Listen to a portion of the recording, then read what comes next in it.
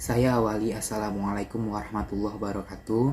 Salam sejahtera untuk kita semua. Yang terhormat Bapak Andisan Masri Bangun selaku dosen pengampu mata kuliah teori akuntansi dan teman-teman sekalian, semoga selalu diberikan kesehatan dan bahagia. Puji syukur kehadirat Tuhan Yang Maha Esa karena telah memberikan kesehatan kepada kita semua sehingga kita dapat dipertemukan di Zoom meeting kali ini untuk mempresentasikan materi. Saya kelompok 3 dan teman-teman saya yang beranggotakan, yang pertama saya Muhammad Rizky Absari selaku ketua kelompok, yang kedua ada Sofi Ramadiah, yang ketiga ada Gilang Triantama, dan yang keempat ada Christine Putri Dakaulu. Di sini kelompok kami akan mempresentasikan materi tentang konsep biaya dan beban. Baik, langsung saja kita ke pembahasan yang pertama, yaitu Saudari Sofi dipersilahkan. Sebelumnya, perkenalkan, saya Sofi Rahmadiah dengan NIM 6320390 yang akan membahas pembahasan pertama, yaitu konsep biaya dan beban. Biaya merupakan suatu pengeluaran atau pengorbanan yang dikeluarkan untuk mendapatkan barang atau jasa yang diharapkan memperoleh manfaat baik pada saat ini, maupun pada masa yang akan datang. Sedangkan beban menurut IAI adalah penurunan manfaat ekonomi selama suatu periode akuntansi dalam bentuk arus keluar atau berkurangnya aktiva, atau terjadinya kewajiban yang mengakibatkan penurunan ekuitas yang tidak menyangkut pembagian kepada penanaman modal. Dapat dikatakan bahwa yang termasuk biaya hanya cost yang benar-benar dikorbankan untuk menghasilkan pendapatan. Sehingga dapat disimpulkan bahwa setiap beban adalah biaya, akan tetapi tidak setiap biaya adalah beban. Pada tahun 2005, dalam penelitiannya, Kuswadi mengemukakan jenis biaya diklasifikasikan menjadi dua, yaitu biaya langsung dan biaya tidak langsung. Biaya langsung atau direct cost adalah biaya yang langsung dibebankan pada objek atau produk, misalnya bahan baku langsung, upah tenaga kerja yang terlibat langsung dalam proses produksi, biaya iklan, ongkos angkut, dan lain-lain. Sementara biaya tidak langsung atau indirect cost atau biasa disebut biaya overhead adalah biaya yang sulit atau tidak dapat dibebankan secara langsung dengan unit produksi. Misalnya gaji pimpinan, gaji mandor, biaya iklan untuk lebih dari satu macam produk, dan lain-lain. Sementara itu, beliau juga menggolongkan biaya berdasarkan pola perilaku biaya. Yang pertama, ada biaya tetap atau fixed cost, adalah biaya yang jumlahnya tetap dan akan tetap dikeluarkan ketika tidak ada kegiatan atau proses produksi. Contohnya, biaya sewa gedung, gaji karyawan, pajak, biaya asuransi, biaya pembayaran pinjaman, dan sebagainya.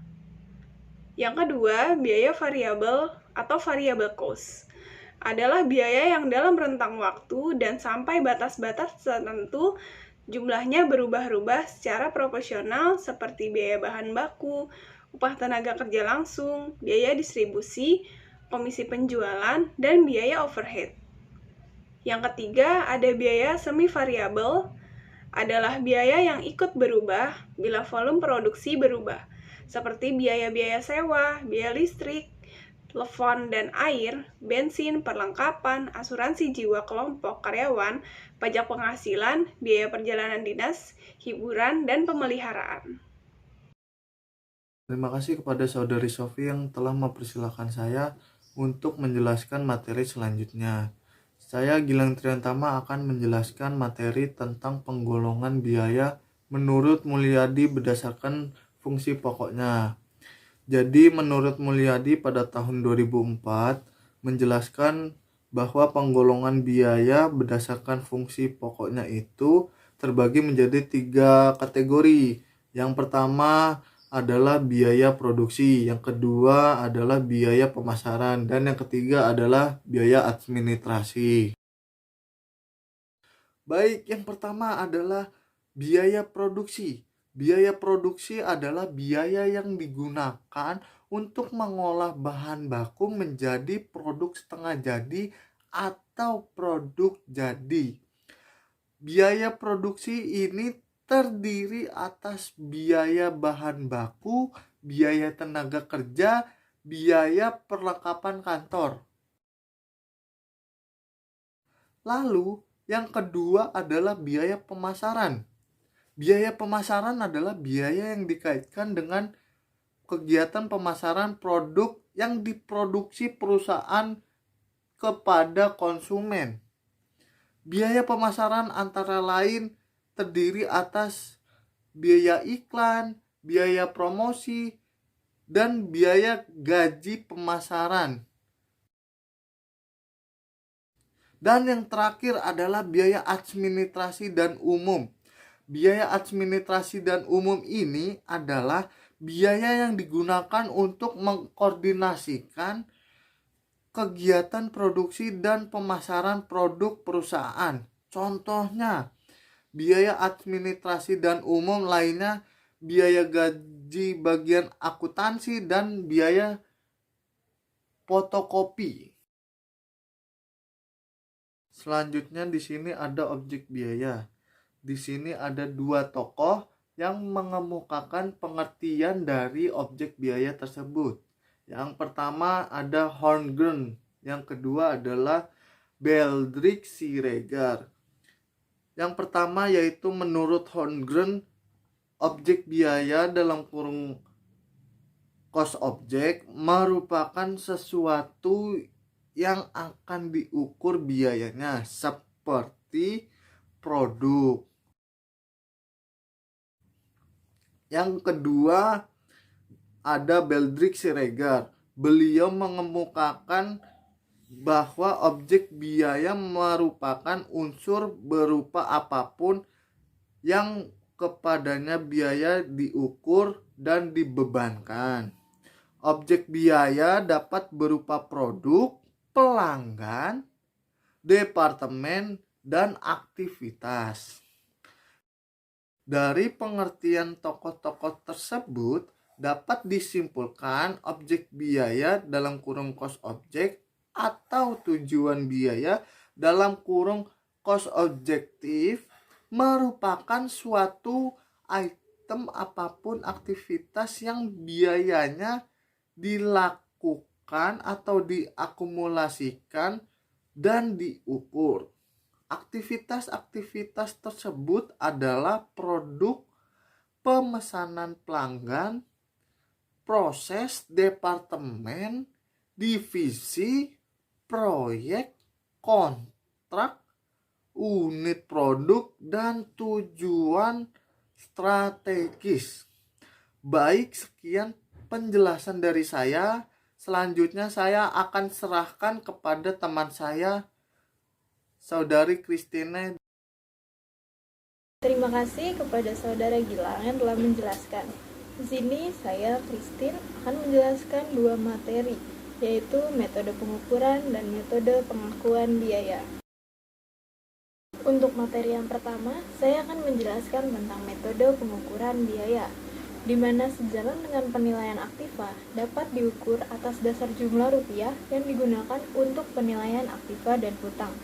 Oleh karena itu, pengukuran biaya dapat didasarkan pada 1. Cost historis. Cost historis merupakan jumlah kas atau setaranya yang dikorbankan untuk memperoleh aktiva. Pengukuran biaya atas cost historis dapat digunakan untuk jenis aktiva seperti gedung, peralatan, dan sebagainya. Yang kedua, cost pengganti atau cost masukan terkini, replacement cost or current input cost. Cost masukan menunjukkan jumlah rupiah harga pertukaran yang harus dikorbankan sekarang oleh suatu entitas untuk memperoleh aktiva yang sejenis dalam kondisi yang sama. Contohnya, penilaian untuk persediaan.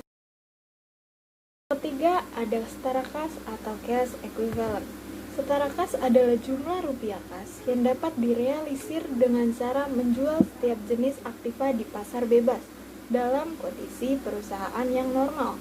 Nilai ini biasanya didasarkan pada catatan harga pasar barang bebas yang sejenis dalam kondisi yang sama. Pos aktiva berwujud biasanya menggunakan dasar penilaian ini. Lanjut pada materi yang kedua, ada metode pengakuan biaya. Pada dasarnya, kos memiliki dua kedudukan yang penting. Yang pertama sebagai aktiva atau potensi jasa, dan yang kedua sebagai beban pendapatan atau biaya. Terdapat dua masalah yang muncul sehubungan dengan pemisahan kos tersebut. Yang pertama, kriteria yang digunakan untuk menentukan kos tertentu yang harus dibebankan pada pendapatan periode berjalan. Dan yang kedua, kriteria yang digunakan untuk menentukan bahwa kos tertentu ditangguhkan pembebanannya. Proses pembebanan kos pada dasarnya merupakan proses pemisahan kos. Oleh karena itu, agar informasi yang dihasilkan akurat, bagian kos yang telah diakui sebagai biaya pada periode berjalan dan bagian kos yang akan dilaporkan sebagai aktiva atau diakui sebagai biaya periode mendatang harus dapat ditentukan dengan jelas. Semua kos dapat ditangguhkan pembebanannya sebagai biaya apabila kos tersebut memenuhi kriteria sebagai aktiva. Yang pertama, memenuhi definisi aktiva atau memiliki manfaat ekonomi masa mendatang, dikendalikan perusahaan, dan berasal dari transaksi masa lalu. Dan yang kedua, ada kemungkinan yang cukup bahwa manfaat ekonomi masa mendatang yang melekat pada aktiva dapat dinikmati oleh entitas yang menguasai. Besarnya manfaat dapat diukur dengan cukup andal. Materi yang telah saya jelaskan tentang metode pengukuran dan pengakuan biaya. Untuk materi selanjutnya akan dijelaskan oleh Saudara Muhammad Rizky Hapsari. Baik, terima kasih untuk Saudari Christine karena telah mempersilahkan saya untuk menjelaskan materi yang terakhir. Di sini saya akan menjelaskan pembahasan yang terakhir, yaitu konsep dan proses penandingan atau biasa disebut dengan matching. Jadi, untuk menentukan laba yang bermakna, di sini ada dua pengertian yang harus dipahami. Yang pertama yaitu matching proses atau proses penandingan. Yang kedua yaitu adalah matching concept atau konsep penandingan. Langsung saja ke yang pertama, di sini ada proses penandingan atau matching proses, yang artinya adalah proses penentuan laba dengan cara mengukur atau menakar dahulu pendapatan dari suatu periode, kemudian menentukan biaya yang berkaitan dengan pendapatan tersebut. Sedangkan yang kedua yaitu matching concept atau konsep penandingan, yang artinya adalah dasar pemikiran untuk menghubungkan pendapatan dan biaya sehingga laba yang dihasilkan itu bermakna. Konsep penandingan menjadi suatu kebutuhan dalam akuntansi karena proses penandingan itu tidak dilakukan pada saat transaksi pendapatan itu terjadi, tetapi pada umumnya itu dilakukan pada akhir tahun. Jadi, matching konsep di sini berimplikasi pada biaya yang diakui secara adil dan secara wajar untuk mengakui pendapatan. Lalu, Suarjono tahun 2014 mengatakan bahwa konsep penandingan itu berimplikasi dari adanya konsep periode akuntansi. Kemudian, matching di sini atau penandingan di sini itu dilakukan untuk menentukan laba, kemudian ditandingkan dengan biaya-biaya yang dianggap menciptakan pendapatan tersebut. Maka, biaya dengan demikian merupakan upaya untuk menghasilkan pendapatan dengan sebagai takaran penandingnya. Baik, selanjutnya di sini ada hubungan sebab akibat. Jadi, dasar yang paling ideal itu adalah dasar untuk menandingkan biaya dengan pendapatan. Dasar ini sulit untuk dibuktikan, namun atas dasar pengamatan para akuntan bahwa barang atau jasa tertentu dalam proses produksi pada akhirnya akan membantu dalam proses menghasilkan pendapatan pada periode tertentu. Selanjutnya ada alokasi sistematis dan rasional. Jadi, apabila manfaat suatu aktiva lebih dari satu periode, maka kos tersebut dialokasikan secara sistematis pada periode yang menikmati manfaat tersebut. Di sini, depresiasi aktiva tetap menjadi contoh alokasi tersebut. Masalah yang sering muncul di alokasi ini adalah banyak metode alokasi yang digunakan untuk proses alokasi tersebut. Baik, selanjutnya di sini yang terakhir ada pembebanan segera atau biasa disebut dengan immediate recognition. Jadi, apabila tidak ada alasan yang kuat untuk membebankan kos atas dasar hubungan sebab akibat ataupun alokasi sistematis dan rasional, maka kos tersebut langsung dapat dibebankan pada periode terjadinya. Alasan yang melandasi pembebanan ini adalah kepraktisan. Misalnya, pencatatan kegiatan biaya advertensi. Kos yang dikeluarkan untuk kegiatan advertensi ini sulit dihubungkan dengan pendapatan atas dasar hubungan sebab akibat. Mungkin di samping itu, kos tersebut memiliki manfaat yang lebih dari satu periode akuntansi. Baik, itu tadi penjelasan materi dari kelompok kami. Terima kasih untuk Bapak Andi dan teman-teman karena sudah menyaksikan presentasi kelompok kami. Mohon maaf apabila ada salah-salah kata. Saya akhiri. Wassalamualaikum warahmatullahi wabarakatuh.